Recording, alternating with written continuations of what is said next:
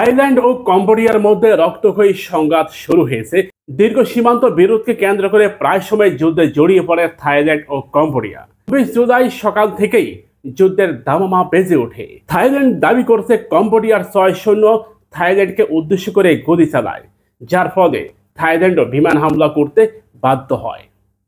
উভয় পক্ষের এই গোলাগুলিতে প্রায় ৩৩ জন সাধারণ জনগণ দুনিয়া থেকে বিদায় নিয়েছে। তবে উভয় রাষ্ট্র সীমান্ত থেকে সাধারণ জনগণকে সরিয়ে নিয়েছে। সীমান্ত থেকে সীমান্তবর্তী যারা আছে তাদের সকল নাগরিককে তারা সরিয়ে নিয়েছে। কম্বোডিয়াও একই কাজ করছে, সীমান্তবর্তী তাদের সকল নাগরিককে তারা সরিয়ে নিয়েছে। সামরিক সক্ষমতার দিক দিয়ে কম্বোডিয়ার তুলনায় থাইল্যান্ড অনেকটা এগিয়ে রয়েছে। পশ্চিমা আনুকূল্য পাওয়ার পর থাইল্যান্ড রীতিমতো ফুলে ফেঁপে ওঠে।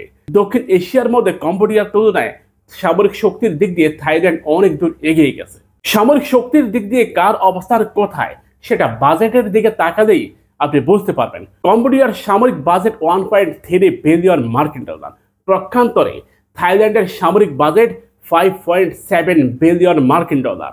সৈন্য সংখ্যা 1,24,000। পক্ষান্তরে থাইল্যান্ডের সৈন্য সংখ্যা প্রায় 3.5 লক্ষ। কম্বোডিয়ার কাছে কোনো যুদ্ধ বিমান নেই, অনেকটা বাংলাদেশের মতোই। কম্বোডিয়া সামরিক দিক দিয়ে তেমন কোনো নজর দেয়নি। সেক্ষেত্রে বর্তমান পরিস্থিতির মধ্য দিয়ে এবার থাইল্যান্ড কি কম্বোডিয়ার বিশাল অংশ দখল করে নেবে? বিশ্লেষকরা ইতিমধ্যে জানিয়েছে থাইল্যান্ড তার শক্তি বাড়িয়েছে অতীতের যে কোনো সময়ের তুলনায়। থাইল্যান্ডের কাছে রয়েছে 24টির মতো F-16 ফ্যালকন। যেহেতু আমেরিকার সাথে সুসম্পর্ক রয়েছে, সে কারণে তারা আমেরিকার কাছ থেকে প্রায় বিপুল পরিমাণ ব্ল্যাক হক অ্যাটাক হেলিকপ্টার ক্রয় করেছে। কম্বোডিয়ার কাছে রয়েছে 10টি পরিবহন বিমান, যেগুলো যুদ্ধক্ষেত্রে তেমন কোনো কাজে আসে না। থাইল্যান্ডের কাছে মোট 112টির মতো কম্প্যাক্ট বিমান রয়েছে। এর মধ্যে 28টি রয়েছে আমেরিকার F-16 ফ্যালকন। সে হিসাব করলে শক্তির দিক দিয়ে কম্বোডিয়ার তুলনায় থাইল্যান্ড অনেক দূর এগিয়ে রয়েছে। থাইল্যান্ডের কাছে বিপুল পরিমাণ ট্যাঙ্ক, সাজোয়ান, আর্টিলারি থেকে শুরু করে সেলফ আর্টিলারি, রকেট প্রপেটর সবই আছে। এই যুদ্ধটা অনেকটা পশ্চিমা আধিপত্য বরং চাইনিজ আধিপত্যের মধ্যেই সীমাবদ্ধ। কম্বোডিয়া চাইনিজ আধিপত্যের মধ্যেই সীমাবদ্ধ থাকলেও কম্বোডিয়া কখনোই সামরিক দিক দিয়ে নজর দেয়নি।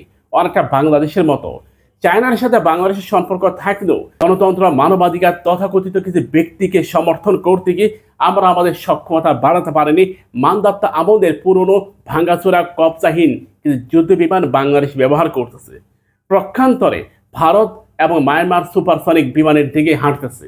কম্বোডিয়া এবং থাইল্যান্ডের হিসাবটা অনেকটা বাংলাদেশ ও ভারতের মতোই শক্তির দিক দিয়ে অনেকটা এগিয়ে রয়েছে।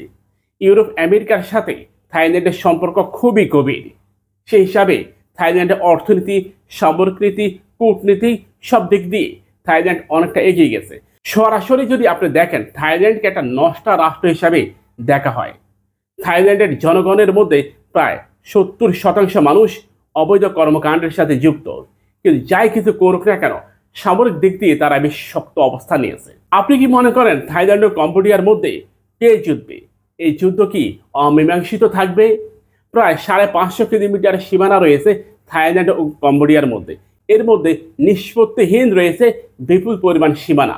পশ্চিমা আনুকূল্য পেয়ে থাইল্যান্ড রীতিমতো ফুলে ফেঁপে উঠেছে। দিকে কম্বোডিয়া চায়নার আনুকূল্য পেলেও সেদিকে তারা নজর দেয়নি।